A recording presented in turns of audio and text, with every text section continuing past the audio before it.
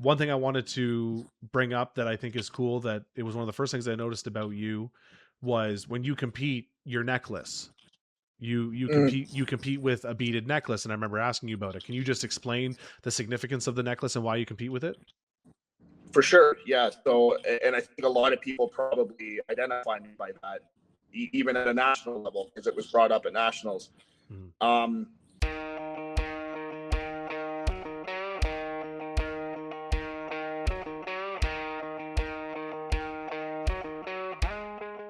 Hello and welcome back to Farm Fit. This week I am sitting down with Dan Bartlett, Nautical Strength on Instagram. Dan is a heavyweight amateur. He'll be competing at this year's SCC Provincials with me. Well, not with me. He'll be in the open group, and I'm not in the open group, and I'm hoping to never be in the open group. The sad reality is, at some point, I'm probably going to see Dan in the Masters division, which is really upsetting because he'll kick my ass every time. Dan has a unique situation in that he's on a boat 5 weeks in a row and then he's home for 5 weeks. He is a chief engineer, I believe is his title, of the ship. So he's on these big ships for 5 weeks. He's got a little gym down there that he trains in and he puts in the work. He finds the time and has to train under some unique circumstances. Obviously on the water, everything's a little bit unstable, sloshing around. And Dan makes it work and doesn't make excuses. And it's good to talk to somebody in a different weight class to get his perspective on the events and how things are going to go. The open division is very competitive. It's probably going to be the one to watch, if I'm being honest, mostly because I really enjoy watching the big weights get moved around, but it's also probably going to be one of the most competitive. I don't know how many guys they have. We haven't been given an athletes list yet, but I'm assuming it'll be coming out next week as we're still 2.5 weeks away. So I anticipate the athletes list will be out sometime next week. Now the registration's closed and everything's being finalized. So it was good to sit down with Dan and talk about provincials and some other cool aspects about his life. Try not to get too choked up in talking about it, but he's got a good perspective on it. So I hope you enjoy this interview. And as for me, training is going. And that's all I'm going to say about that. It's going. We're almost at the end, and my body feels that way. So enjoy my interview with Dan, and I will catch you guys on the flip side. Okay, Dan is with us now for Farm Fit, somewhere reporting somewhere from the Pacific. No, it'd be the Atlantic Ocean, I guess. Somewhere going, who knows where. You've been one of the guests I've wanted to have on here, if for no other reason, your unique training situation, which to you I'm assuming is just kind of run of the mill at this point because you're used to it. It just kind of is what it is. But from the outside looking in, I remember being like, "Oh, does Dan train in a storage locker? Like that's kind of an odd setup." And then I find out, no, I'm on a boat. yeah, it's about the size of a storage locker. It's not too big. Not much room there, but they let you bring all your equipment on. So some of it is company-owned equipment, and some of it is my own. Okay. Yeah. And you've got good internet out there from Starlink. Yes. Yeah. Thank you, Mr. Musk. Or we'll plug him and see if we can get some money kickback from him. Some sponsorship. That's right. Yeah, Starlink, hit me up. Come on now. I'm up and coming. Invest. You're entrepreneurs after all. Before we get into the provincial talk, I really do want to just talk about the training that you kind of have to make it work, because when you're obviously back on land, you're in a gym, you're in a controlled environment. I have to imagine training on the boat is less controlled. From a movement point of view, yes. What I would say is it's a lot more consistent, so I can build my schedule and maintain it very easy. Partly because I don't have the distractions everyone else does Hmm. through the normal day, right? Mhm. Um, but in terms of other things like weather, the boat moving, sometimes if we're in the Welland Canal, I can't do certain movements because the boat might move abruptly and throw me off or injure me. And has that ever happened while you're there? Like, has there been a moment where you've kind of been through a lift, or is it pretty predictable at this point? I'm pretty cautious with it, so I'd like to think it's a bit predictable. I also know my limits with it, and certain exercises I can do no matter what. Other ones I shy away from when it doesn't. That makes sense. You're not just running up and down the deck with a yoke on your back, I guess. No. I just imagine you down there slamming weights around, just causing a ruckus. It's kind of it's neat from an outsider's perspective looking in. And you've posted a couple of videos, kind of giving a perspective of that movement that you deal with sometimes. The one that stands out to me was the one you posted with the sandbag moving in the background, kind of swaying, and you're just stopped, like you don't move at all. Yeah.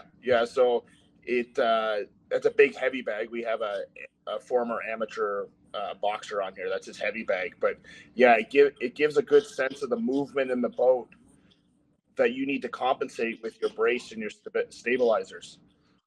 And my former coach and I, Christoph, we used to joke that used to be my advantage, right? That used to allow me to focus on stability more than most. Yeah, that makes sense because you're trying to stay grounded on a ship that's not. Exactly. So when you're in, so is that gym that you train in then? Is that like for everybody to use, or is that just kind of set up in a little corner for you? No, everybody has access to it. Mhm. Depending what shifts on board, we have probably 3 or 4 people, not including myself, that use that on the regular. Hmm. That's okay then. So it gets good use then. Yeah. Oh, very, very good use. The company, it would have been, I think, 2020, just before COVID or just as we entered COVID. Yeah, they put almost like $6,000 into it. Wow. Perfect. Yeah, And because you're on there for how long at a time? 5 weeks. 5 weeks at a time. So it's got to be at least knowing that you can kind of map your training out to accommodate for it. There's no surprises in your work schedule, I guess. No, that's exactly it. Is most times I like to train at about 2:30 in the afternoon, Mhm. and unless something crops up, I try to balance my workday around that. Work a little later, get up a little earlier, that kind of stuff. So it keeps it consistent. Where at home, I'm managing kids, I'm managing extracurriculars, that kind of stuff, and Mhm. trying to stay at that consistent time is not easy. Yeah, at least when you're on the ship, it's like this is my job, but I'm also not going anywhere. I don't have to go anywhere. You're contained. No, There's no no. commute. You know, the commute's about 3 flights of stairs. Oh, perfect. See there, and that's your built-in cardio too. It works well. Yeah, warm up.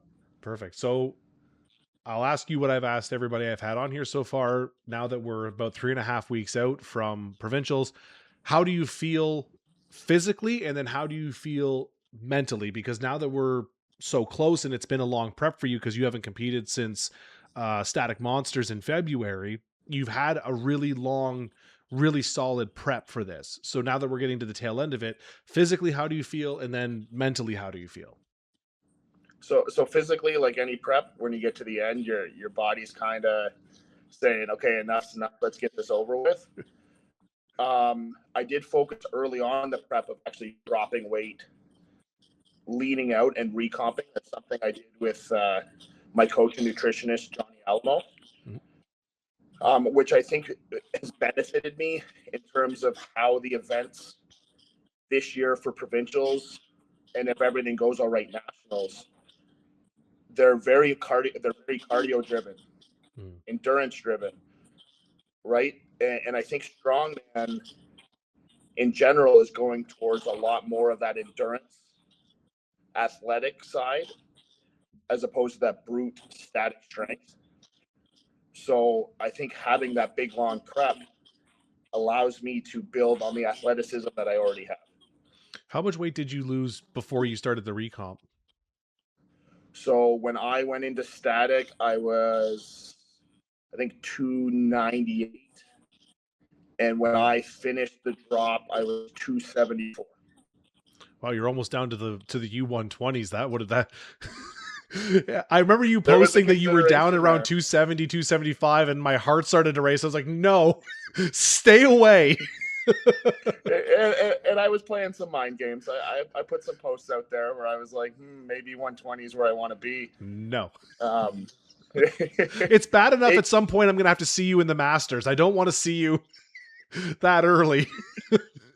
well, it's been a conversation a few times with Johnny, because being heavy is not easy. Like, Mhm. and I don't consider myself a super heavy open athlete by any means. How tall are you? I'm 6'2". Okay, so you've got a frame for some weight, but not, not the 6'8", can be 350 pounds kind of frame. No, and I don't being much more than 305, 310. Like Hmm. last year for nationals, I was 308, Hmm. and then it was uncomfortable. Hmm. Yeah, Yeah. and as you go through those cuts and recomps, you really find that spot where you know your body. Like you kind of know, hey, at this weight, I feel better, I sleep better, and I move better. At this weight, sure, I'm a little bit stronger, but I'm giving up those other things. So for you, what would you say that sweet spot sort of number is? Um, Johnny's probably gonna tear a strip out of me tomorrow because he'll always say every time you lean out and you recomp, carrying that weight is easier Yes, that's what I've been told every too. time you do it. Yeah. Yeah, because you're not you have more mass versus fat per se. Yes. Yeah. If that makes sense. Yep. Um, I like to sit somewhere in the high level, somewhere between 300 and 305. Okay. Yeah. Okay. And so Yeah. so right now, do you know where you're at right now? You said?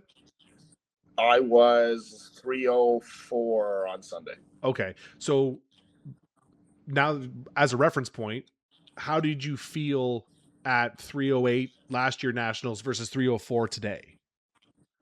Completely different. Hmm. Yeah. Like, So I think the plan is to see if we can push it to 320 for nationals. okay. See how I feel. Hmm. The dilemma this year is nationals is about 3 weeks sooner than it normally is. Yeah, it's the end of September this year. Yeah. So it doesn't necessarily give us enough time to have a decent cut before we recomp. Hmm. Yeah. So The turnaround that time isn't as much. yeah, exactly. So that'll be a conversation Donnie and I'll have after provincials. Hmm. Um, but I would assume some of that's going to be probably 3 weeks, 4 weeks of maybe a cut, Hmm. and then ramp it back in. That makes sense. That Yeah. would make some sense because you would have had, I think, I started my prep after Goliath Games, which was April, and it was about 13 weeks, I think, from Goliath Games to provincial. So you would have had another 4 weeks ish on top of that or more, right? Yeah. Because Static was it early February? Static, I think, was the third weekend of February.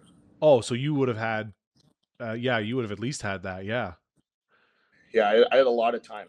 Was that the plan going into the season? Yes. Yeah. I know you're like Yeah. me, like you like to compete, so I get that, but I kind of followed the same mindset where I was like, this year I'm gonna compete for a qualifier early, and I'm gonna give myself as much time as I can to prep for provincials because I didn't. For me, I had a very disappointing season last year. Like it just Mm. by my standards.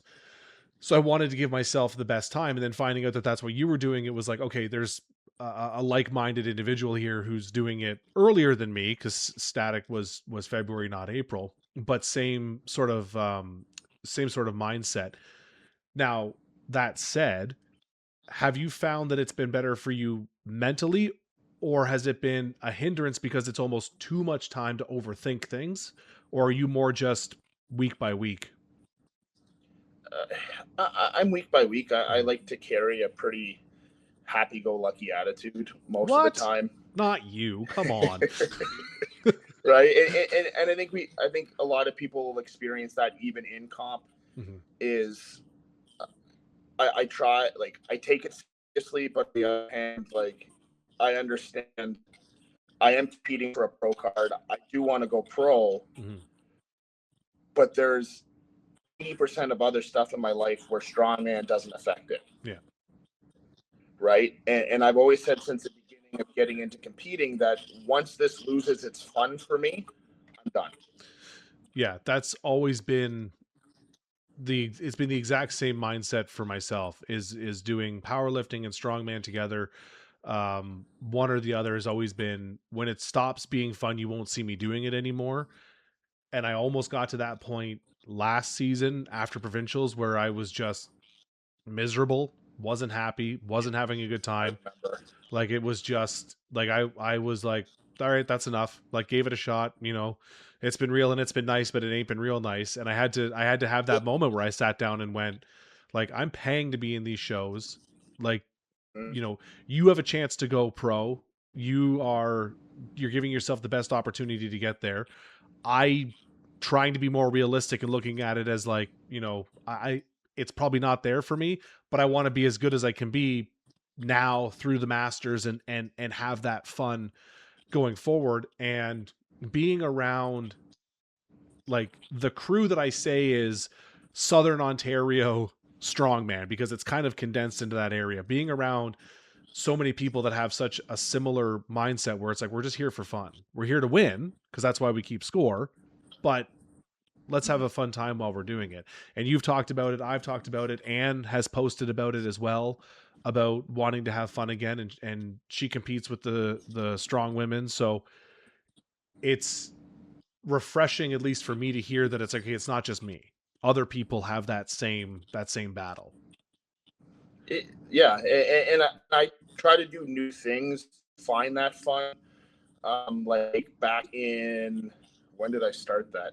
I think it was January, February. I started Strongman Sunday Yeah. Yep. at Athletic Culture Mhm. because I want to share that fun with people. Yes. Right? It's exposing the sports to people that wouldn't necessarily know what the sport is. Mhm. And the turnout we've had at Athletic Culture is massive. It looks like a good time. Like, every time you post about it, it's like there's new faces, there's recurring faces. There are some people that I know, that I recognize, like Mike Chambers, that compete in strongman Yep. now, and then new people that I think you've at Battle at the Brink, you had people go to their first competition, right? Yeah, yeah. I have. So I coach one, and I assist in coaching another, Mhm. and they both competed. One's named Lindsay, and one's named Mia. Both started training strong in kind of February, March, and both had a really successful brink, Amazing. and both qualified for provincials and are competing. Amazing. That's Yeah, If you can even get one person interested in it from that, then that's a job well done. Getting two, that's just going to branch out, and I love that. And the atmosphere looks like it's second to none. I need to come out to one of those shows, or one of those Sundays, because it just looks like a good time. And I, for the most part, end up training by myself. And you know what that's like on the boat for 5 weeks. That yeah, being by yourself, like, you can push yourself, but, like, not the same as if you're with someone that's also pushing you. yeah. The whole atmosphere is great. What I'll say is we have a huge contingent of women that come Mhm. out to Strongman Sunday, and watching, and most of them have had zero experience in the sport, and watching them build confidence, and initially be like, well, we can't move that, and then all of a sudden they've picked up a 175-pound sandbag and moved it 100 feet, and everyone's screaming at them Yeah. in the gym, Yeah. right? It's like, yeah, you can do it. It's a proud moment for me because those people are experiencing the fun and the joy I see, Mhm. right? And I've made an effort, because we have such a large female contingent, to bring in some like high caliber female athletes in to help. Like we've had Carrie Thibault and we've had Taylor Peck a couple times, Mhm. right? Both extremely dominant women in their sport, Yeah. right? And it, they give their time, and the women are so receptive. And I think it's cool that they can see that other women can achieve such a high level in their sport. That's amazing. And it's great to see that it's catching on, because it is still quite a niche market. Um, Yeah, you know, and to see more people get interested in it, see more faces, and see, I think we have 140 people registered, 145 people registered for provincials this year. Like I Yep. remember the first year I went to provincials in Niagara at Just Be Strong. Like it was tiny. Like we were outside, and I think was there five of us, four of us in the U120s. It was like myself, Scott Dinter, Paul Longboat, and Blake. Mm, And then that was it. Like that was the 120 group because it was new that year as well. yep. And now we have the potential to have like 14 or 15 people at provincials, like just for our Yeah, like group.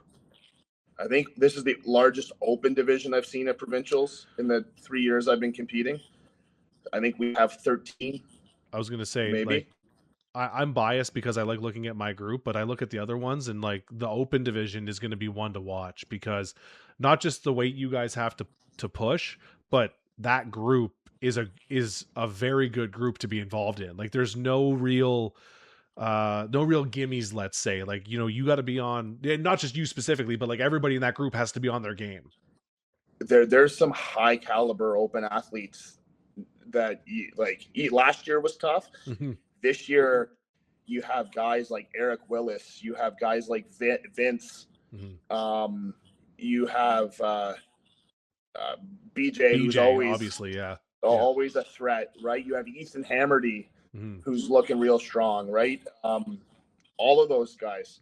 Marshall Hinton, like his game has come up as levels, right? Marshall's another one that like statically he can push the limits, and you know um so he could it's not even always about threatening for a podium with these large groups. It's about messing up a rhythm, and if you can, Mm, there's so many points to go around that if someone just decides, yeah, you know what, I'm just going to win the trap bar and nothing else, it can change the landscape of the entire division real quick with how many yeah. points get divvied up.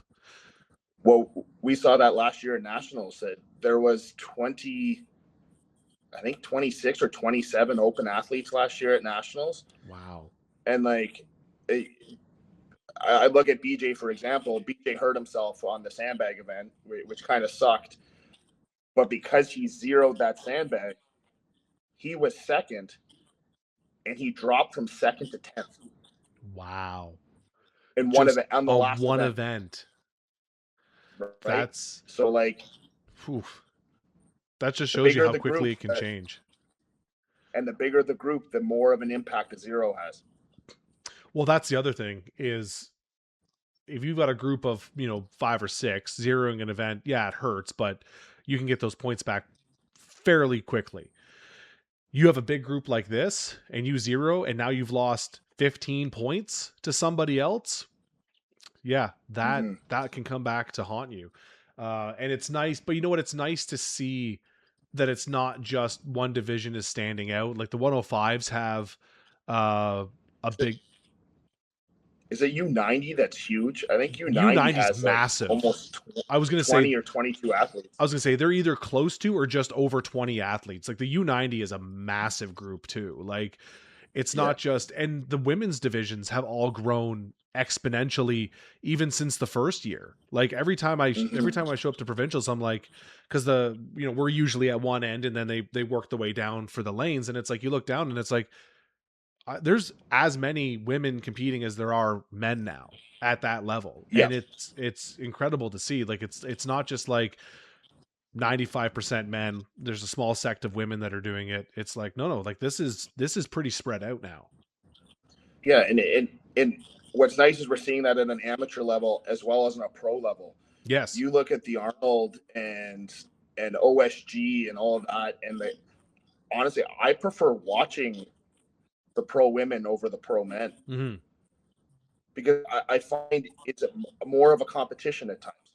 It's more of a competition, and well, I'll just say this: they move a heck of a lot better than some of the guys do.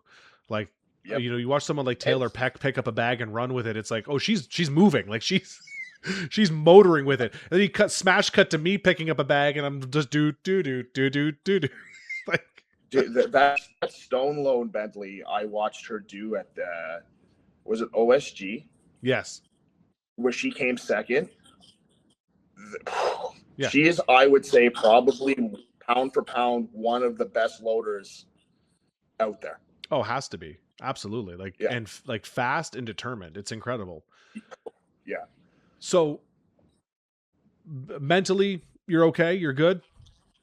yeah. Mentally, I'm good. I think we all kind of get a bit of self doubt here and there. Um, but I do what I always do. I don't try to focus on the other athletes. I don't cruise their Instagram. I don't watch their videos heavily. Yeah. Right. Um, I show up. I do my stuff. I chat with a few of the guys that we have friendly competitions with, like BJ and I chat quite regularly. Mm-hmm. Um, but I don't try to focus on others. I try to focus on myself. I think that's the best way to handle it. And the one thing I will say about strongman versus powerlifting is I have a habit of when I'm going into a powerlifting competition is going to open powerlifter and looking up the guys I'm competing against. And Mm. that is detrimental because I did a show. It was maybe my second ever show. And I was like, oh, let's see these other guys I'm competing with at I think it was 265. 125 was the weight class, and like both of them had totals that were like close to 2,000 pounds. I was like, cool. I'm gonna Yeah, be there. Amazing. Like, yeah, you can't get too wrapped up in what other people are doing or not doing, because there are some people that just don't post their training at all. And if you sit there and worry about it, you can't control what they do. You can only control what you do. And like my coach always says, don't count on someone else having a bad day. Like, that's not that's that's it. not a strategy. You got to have a good day. Yeah, yeah, and anything can happen in competition, Absolutely. Yeah, right? 100%. You could have the best guy in the province doing the sandbag load, and he fumbles a sandbag, Yep. and it's game on. Yeah. Yep. And or I've seen guys that are really good stone load or bag loaders just run straight into the yoke instead of being able to get it up, and now you've lost time. And now, and like that all adds up. So with that said, let's get into the events, because I've talked ad nauseum on my page about my weights and how I feel about them. So let's talk about someone that's going to move some real weights. We're starting with the yoke. We got that out of the way.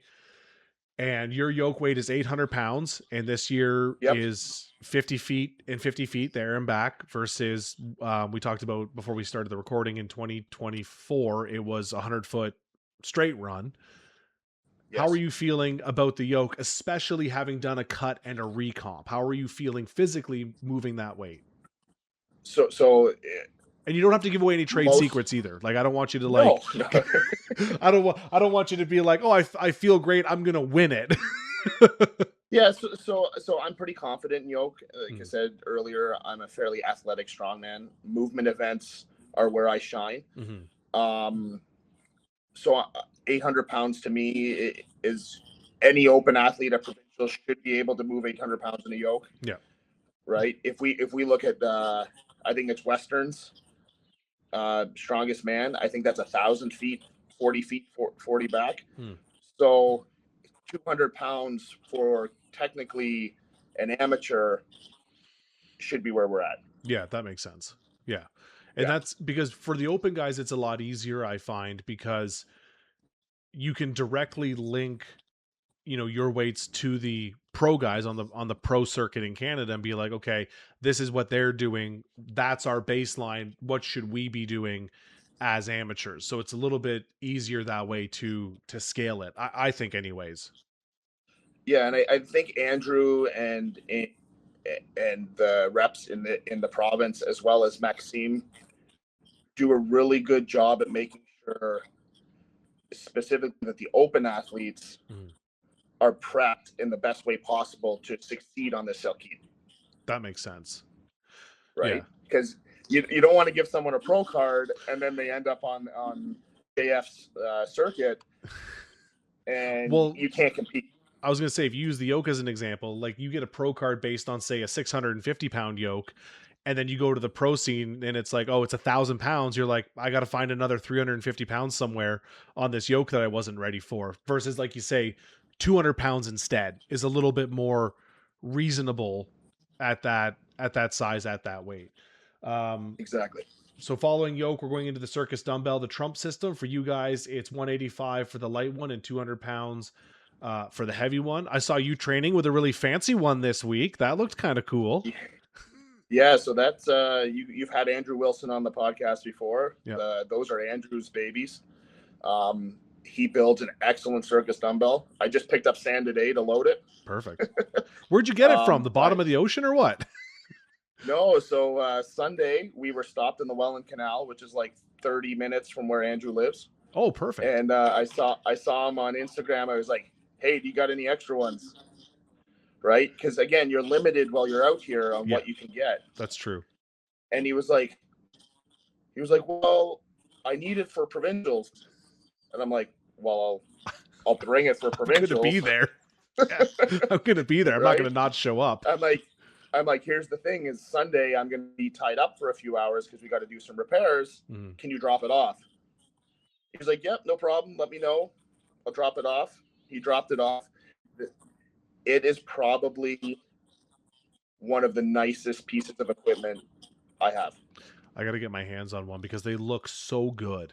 Like they yeah, like the quality, and he puts up on his page, Willoughby's, I think it's Willoughby's Finest is his Instagram handle. I'll try to remember to link it.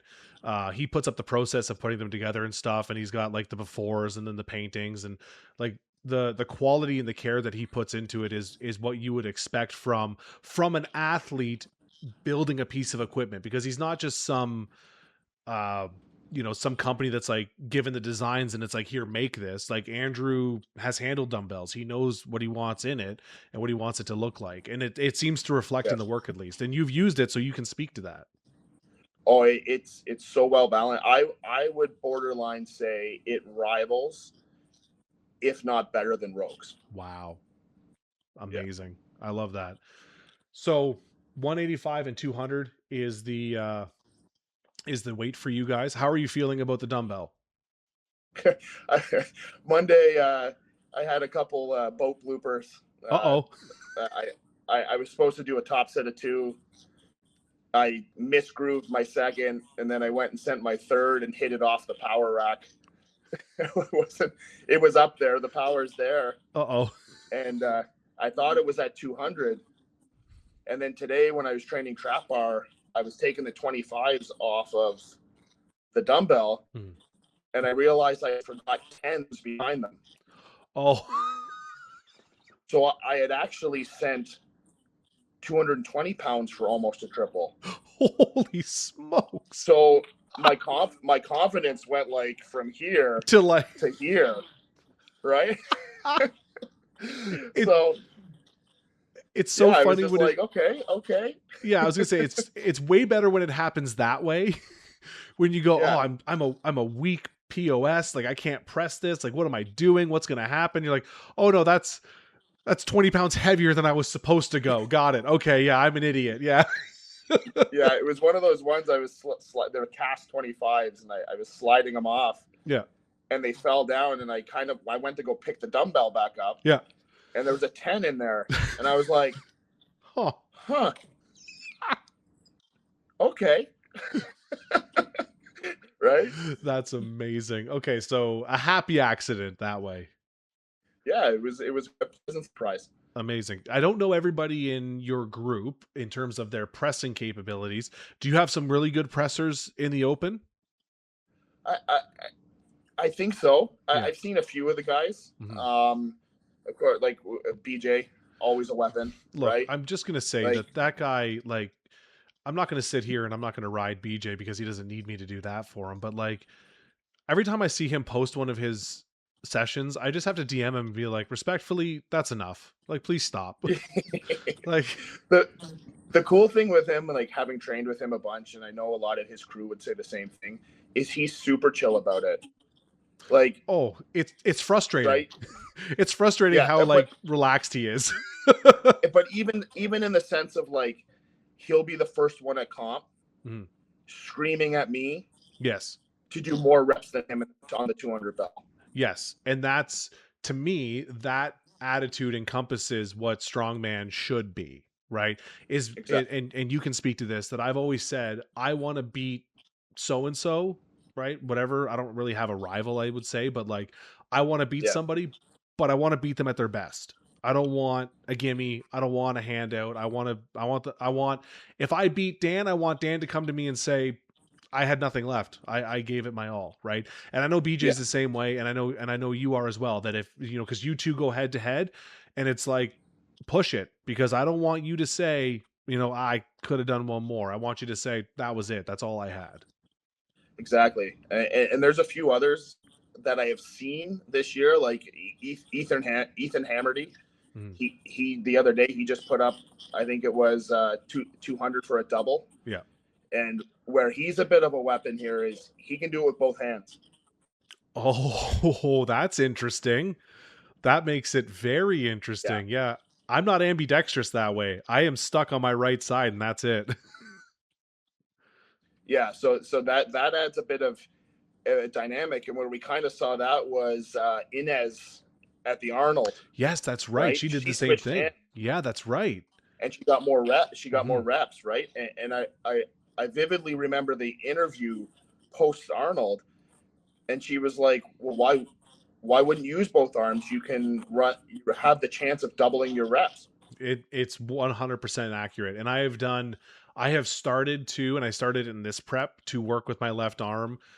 It's nowhere near it. Oh, I look like if I wanted, oh, buddy, I look like a T-Rex reaching for an apple. I'm just like, like if if Exactly. if I wanted to do a you know, before I knew how to press and then after, I would just show what my left arm, this is what I look like before, and then my right arm is what I would look like after, cuz like I there's no coordination. I get it up there and I'm like, "Oh yeah, this is fine." And then I go to press it and my body's like, "I don't know what we're doing, but this ain't it." Yeah, I'm the same way. So don't stress it. Okay, good. Yeah. So from the dumbbell, we're going into the loading medley. You guys have a Yeah. 300-pound sandbag, a 270-pound, no, 300-pound keg. I Okay. lied. Keg. No, 270 keg. Oh, the keg's 270. Okay, so you have a 300-pound Yeah. sandbag, 270 keg, and a 300-pound Inukshuk. For those that don't know, we're Mm-hmm. loading over 54 inches, I believe. 52 Two. inches. Okay, 52 inches from 5 feet away. So we're not going terribly far, but just far enough. No, I look at it as typically I'm trying to get the bag over the bar at the 2.5 foot. Like mine usually have 2 feet away from the bar anyway. Oh, so that's just going As to be a I'm cleaning. step for you.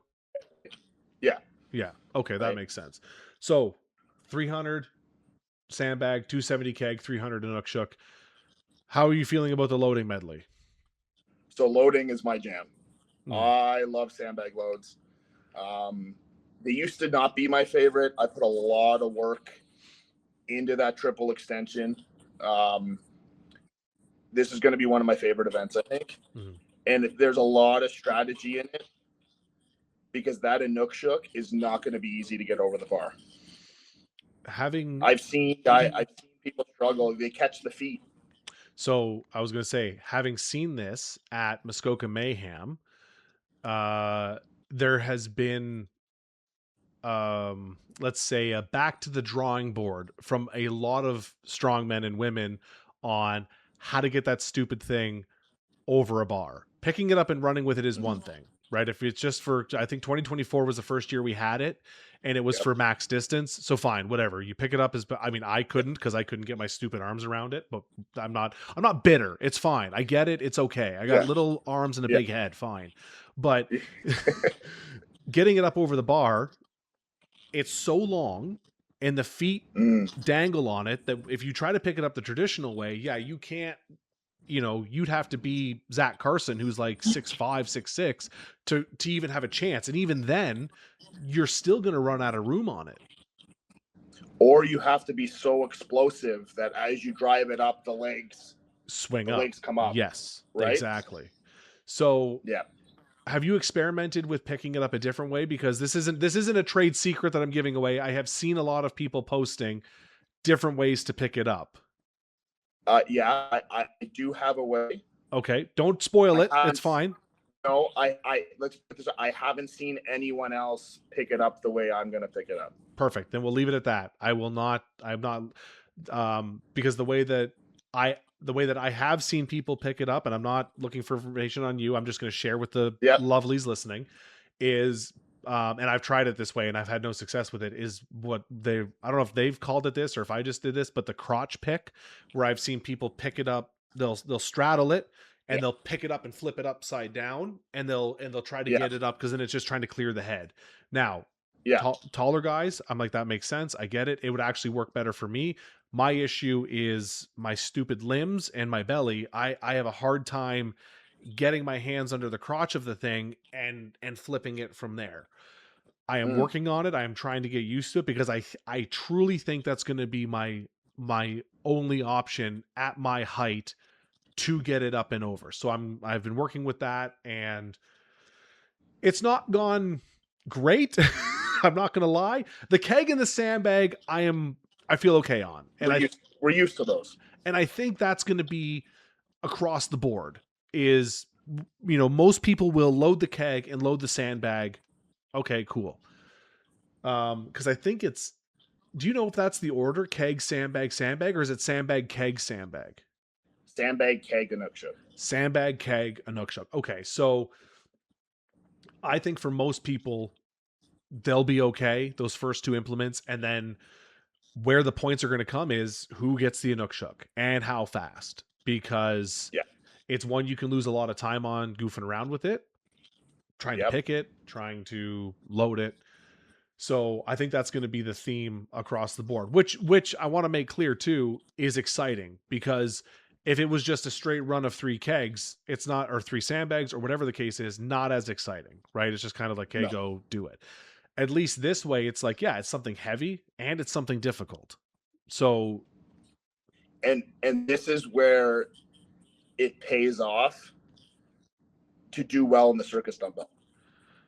oh yeah, because if you go last, then You can watch what works. that's true. Yeah, you pick up, yeah, and this is Right? where, yeah. So go ahead.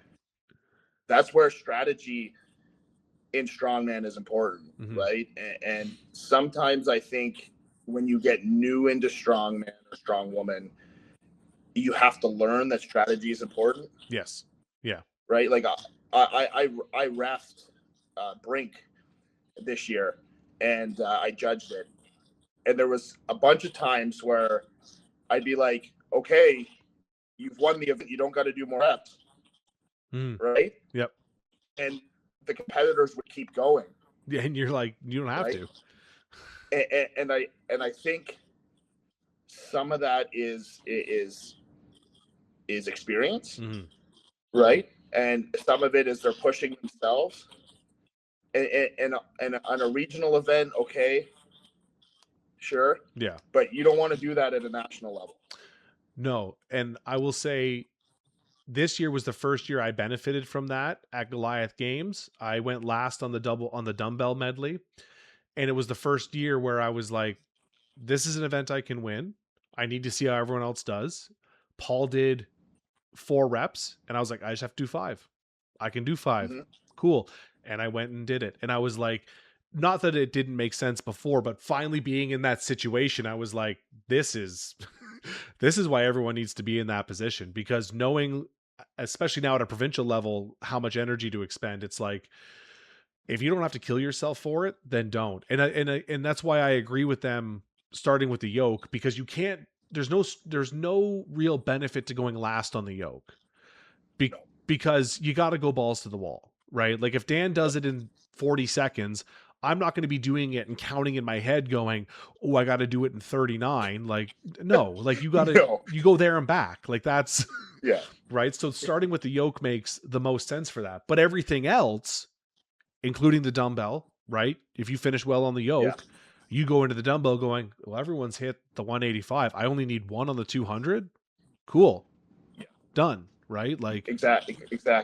so that's Right. where it comes in handy. And that same thing happened to me in 24 when we had it was the dumbbell and the log back and forth. Mm-hmm. And I had not hit the dumbbell in training, but I knew I could hit the log. And I watched everybody fail on the dumbbell. And as that happened, my confidence grew, because I'm like, well, I'm getting 1 rep on the log for sure. I know that. So my points are going to Mhm. go way up, and they did. And then I managed to hit the dumbbell luckily as well. So then Yeah. the same thing for you, talking about the loading, is like if you're going towards the end of loading and you see everybody goof around with this Inukshuk, you can go, that doesn't work. That didn't work. That kind of Yep. worked. Yeah. And start position and approach angle. Like Everything. Yeah, you're I right. had the benefit. I had the benefit of my former coach, Christoph, instilled that in me very early about strategy Mm, because he was a fairly experienced amateur athlete, yeah. and he was always like, strategy, Mhm. strategy, strategy, Yeah. right? And I think it's super important for an open athlete because you're carrying so much mass Hmm. that you need to conserve what you can when you can, 100%. Yeah. And if you can right? make smart decisions versus just brute force decisions in a show where you need to be consistent, because we just talked about the importance of those points, you know, that could be the difference between a podium and missing out on nationals. 100%. Yep, yep. So from there we go into another event that is going to be strategy oriented Mm. somewhat, is the trap bar. And your weight is this is this is what gets me. Your weight's 625. Um Yeah, Ours is 575, and I looked at that and I was like, lol, amazing. I can get reps on yeah. this. Terrific. Yours is 625. How are you feeling? You're a big guy. You're good at deadlifts. How are you feeling about this? So really, kind of a roller coaster. I think we all kind of went through that roller coaster. Yes. Um, but today, I just did them today Okay. for the second time, low bar. Yep. And again, through my chats with other athletes, um, and BJ last week, he was like, you just got to find the groove. You got to find the movement, the Yes. efficient part of the movement. So today I spent about 40, 45 minutes at a lower weight Yeah. trying to figure out where that ideal start spot was for me. That makes sense. Yeah. Right. And I found it. We're good. Amazing. And it was a Yeah. much different lift than it was last week. Very much so. Amazing. So you're feeling Yeah. much better going into it then. Yeah. Yeah.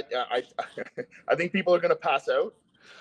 So I have predictions on two events on people that could take a bit of a nap, myself likely Yeah. included, and this is one of them, because this is Yeah. there's a lot of guys, especially in the open, that are very good deadlifters that can deadlift for a lot of reps, but it's just a matter of, will that catch up with them? And this is where that strategy we talked about can come in, that if you're going later in the deadlifts, it's so much easier to go, okay, I need 7 reps, I need 8 reps, whatever the number is, Yeah. versus guys Yeah. early on that are trying to set that tone. And yeah, exactly. And like you said, there's a lot of big deadlifters, Mm-hmm. right? A lot of them are very large Yes. in Yeah. body size, Mm-hmm. right? And trying to get yourself into the low bar trap it's hard to breathe. Yeah. Yeah. So between that and the internal pressure of being that low, Mm-hmm. someone's going to go. I don't want to I be the one to try to predicted catch that. them, but We will reflect back on this in a few weeks, and mark my words, somebody in the open division will. I don't wish it upon anybody, but it'll happen. I'm gonna timestamp this. I'm gonna copy and cut it, and we're gonna save this clip, and then we'll Heck, smash it might cut it. even be me. What's that? It might even be me. I was just about to say, we'll smash cut it to you being the one that passes out. Just Dan's taking a bit of a nap. He'll be okay. Yeah. Quickly, Hey, someone catch him. If I win the event and pass out, I'm good with it. Oh, it was Maxime at the strongest man on earth, passed out on the log and then went and did it again. Like Yeah. what? Not only that, he was like, the guys were coming to check on him, and he was like, "Yeah, you just need to." Oh, go away. he passed out, fell over, and then they're coming to get him. He's like, no, he's pushing them away, and then like back at it. Like, oh, okay, sure, whatever. Yeah. So we're finishing the day after the trap bar with an event that I have some thoughts and feelings on, which is the tire flip. Mm. This one, this one to me is either going to go, how do I say this? I don't think there's going to be a middle ground on this. I think this is either going to go really well for some people or very poorly for some people. Hmm. I don't see a Hmm. lot of people in any weight class doing it and going, yeah, that felt good. I feel okay about that performance. It's going to be, Hmm. I went as hard as I could and my bicep decided to leave the conversation, or Yeah. I didn't move it whatsoever. You know, or you flip it enough times So that you go down. yeah, tire is one of those ones you got to do it quite well with a lot of technique, Yes. right? And I think it's the mental of recognizing when your technique's breaking down, Yeah, that's a good point. because I Mhm. would rather stop than have to go have a bicep reattached. So I'm glad you said that because this is one that I think is more technical than people will give it credit for looking at it. Because you look at it and it's like, Yeah. okay, you're just trying to brute force a tire up and over when really it's squatting down, trying to squat it up and curl it up at the same time to get it to a position where you can get under it, pressing it up, and then yeah, sure, once you get it up to a certain point it's a bit easier to push it over, but there's Hmm. so many moving parts in getting it off the ground. And obviously, and again, I know I sound like just a short man yelling at tall people, but obviously, like, body size and composition can play a huge part. If you've got longer arms and don't necessarily need to squat down as much and you can put more of your chest into it, Yep. you get a bit more of an advantage. Yep. Yeah. There's some of that.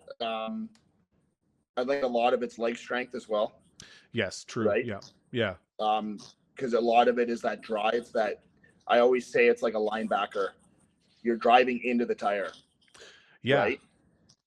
I think And that's where a lot of people misinterpret it, is they think of it more as a lift up and not, because that tire is gonna, if you drive into it, that tire is gonna do this and it's yep, gonna go up, right? Versus yep, just trying to deadlift it up and pick all that weight up. Like you said, if you drive into it and go, you give yourself a better chance.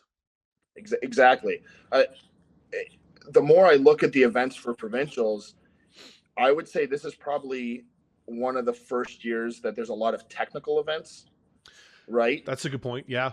Yeah, that's true. Yoke, yoke, Yep. yoke, circus dumbbell, Hmm. right? Circus dumbbell is more technique and explosiveness than it is brute strength, Yeah, because right? you can't really brute strength shoulder press with one arm 200 pounds. Like, No. if you can, you're a freak, but Yeah. it's not going to happen. Like, that's just, Yeah. and we just talked about the sandbag with the Inukshuk, right? That's Yeah. same thing. That's And technical. That's technical. yeah, Technical, right? yep. And it's interesting because if you look at the events, I'm glad you mentioned that, because if you look at the events just on the face of them, they look easy. It's like, okay, yeah, you're picking up a yoke and running with it, but it's like, no, like, you need to make sure that you've got your set, you've got, you know, pelvis pushed forward, you're not letting it Yeah, sink you're in on wedged you. in, right? Like, Yeah. you're locked in. Circus dumbbell, explosiveness, catching it, getting your body under it. Like, there's so many minute pieces to each lift that from the outside people don't necessarily see or think about. And the point about the tire and the linebacker analogy is a perfect example of that, Yeah. Yeah. which is great I because you're built wish. like one. So Well, what kind of bums me out, because he only shared it as a reel on Instagram, but was like textbook tire technique. Was I think last week Nathan Moffat mm, shared him flipping a tire, hmm, and I immediately sent it to both my athletes, hmm, and I was like, "This is what you need to do." yeah, Right. And I wish he had saved it as a story, hmm, because you can always reference it, yeah. but it maybe he'll watch this and he'll decide to do it. But that is pure textbook tire flip. And the tire flip is one that, it's funny. I think outside of North America, you may not see it at a lot of pro events, but I know JF on the Canadian side of it is a big fan of the tire flip. He thinks it's one of the best, and he has it at North America's this year as part of his Mm-hmm. medley. and it's one that will test kind of in line with a lot of the stuff we're doing this year. It will test your strength and your endurance, because if Yeah. you use all your energy trying to flip it once, Godspeed trying to do it again. Yeah. Because it's not really Yeah. one that you can, because we talked about this with the trap bar. If you start that trap bar off the ground, 9 times out of 10 you can finish it, right? Because it's like Yeah. you're not this doesn't go for everybody, but you're not necessarily going to fail a trap bar at the knees, right? Like you would like a conventional deadlift.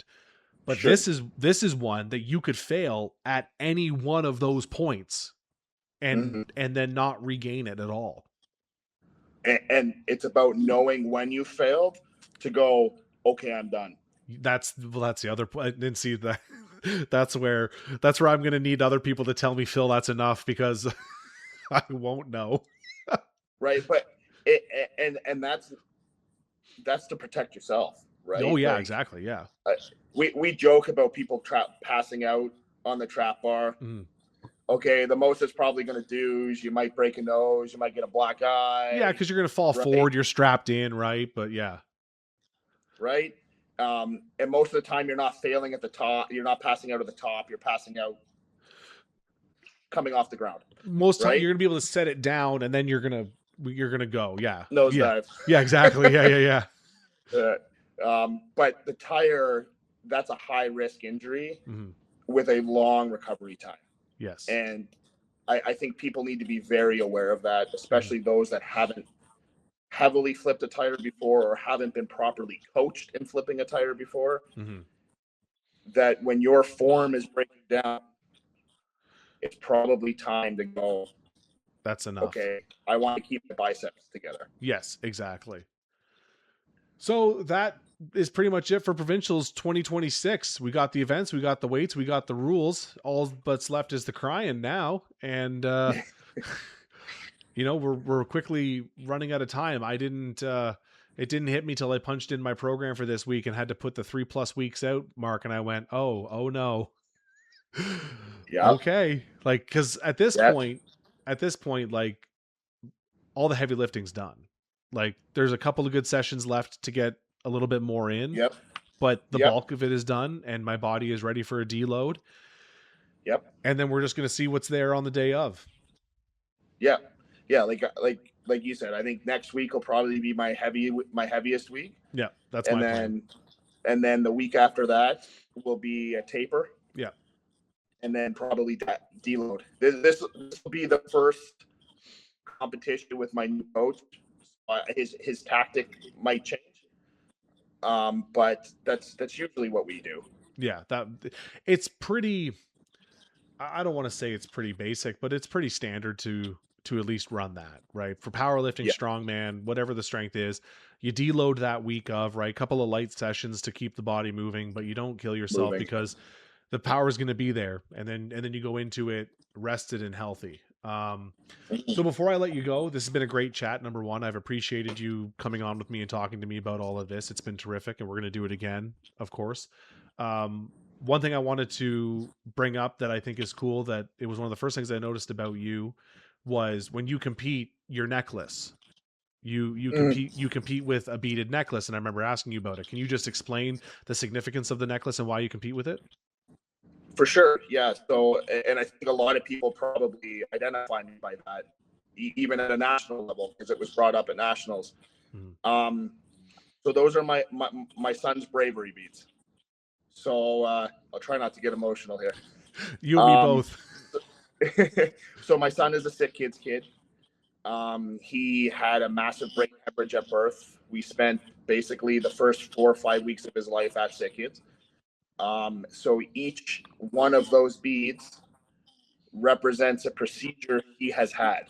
Wow. So blood work, brain surgery, et cetera, et cetera, et cetera. He gets about half a dozen of them a year with follow-up appointments. What I'll say is, in the grand scheme of things, he doesn't have a lot of them, thank goodness. There are a lot of kids, that sick kids, cancer kids, that kind of stuff, that literally their whole body's taken up. Mm-hmm. So, um, ever since I've competed, I've worn them.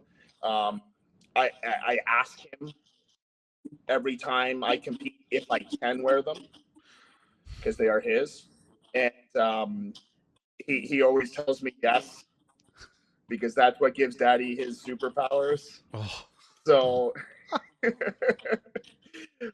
so it's very it's very important. It's a very proud moment for me. When I won my first comp last year wearing them, it was super emotional. He was up on the podium with me at Brink. So yeah, that's what those are for. That's to honor him. That's to honor all the kids that are still with us, that are Sick Kids kids. That's to honor the kids that are no longer with us, that were Sick Kids kids. Because no matter how strong we are as strong men and strong women, we'll never be as strong as them. wow, what a way to end it. It just What I will say, I'm going to do a shameless plug here. No, go ahead by all means. August 9th, I'm holding a fundraiser called Pulling for a Purpose in Angus, Ontario. You'll see it on my social media. It's a massive fundraiser for Sick Kids. We're trying to raise $25,000. We have vendors there. We're going to have vendors there. If you're interested in a vendor, reach out to me. We're going to have a farmer's carry showdown where it's going to be about $50 to enter. That $50 goes directly to Sick Kids with weight classes. And then you'll win some prize packs from some awesome vendors that have donated. Industry Canada, Athletic Culture, all that. And then you're going to watch myself and Taylor Peck tow a pretty cool rig donated by New to You Tire. That's about 28,000 pounds. Wow. Amazing. Yeah. Okay. Yeah. So that's August 9th? August 9th. Yep. And your Instagram handle at Justin and Stacy's No Frills in Angus. Perfect. Amazing. So you're nautical lifter on Instagram, right? Nautical.strength. .strength. Perfect. Okay. Yeah. I'm going to put that. I wanted to at least get it out there in case I completely gap and don't put it in the video, but I'm hoping that future Phil watching this will remember to plug it in. So that's incredible, sure. Dan. Honestly, I remember seeing those beads one of the first times I talked to you, and it both of my boys are healthy. We were very, very lucky that way, and we know we were lucky that way. But for people that have to go through that and have to, as a parent, it's not, I can't imagine what it's like. And you doing that to honor him and the other kids that have gone through that and the other families, I think is just, it's one of those things that transcends the sport. And it goes, it's like there's bigger things out there than just this. And having him there watch you do that is, I mean, I'm going to try and not get emotional myself doing this as I get myself worked up, but it's really cool. That's about as much as I can say about that. So, it's fun to, it's, as his dad, it's cool to see him light up, not just watching me, but watching everyone else, but also knowing that, like I said, as strong as we all are, and as strong as like the men are on the Selkie, right? We don't even rival that. No, we cannot. We don't even come close to that. Not even close. No. And they need to know that they've got us beat. Plain and simple. Yeah, and they always will. Absolutely, 100%. Dan, I appreciate you taking the time to do this. It means a lot to me. I'm looking forward to seeing what you bring to the table at Provincials. We'll probably be in the same lane again, so I'll get an up close and personal look at it. And whatever voice I have left throughout the day, I will be cheering you on as I do my. I'll be cheering you on between my oxygen breaks, trying to recoup myself. But it's going to be fun, my man. I appreciate it. Well, I appreciate you having me on here. It's been a long time coming. All right, boat safely. Will do, Phil. Thanks again. Thanks.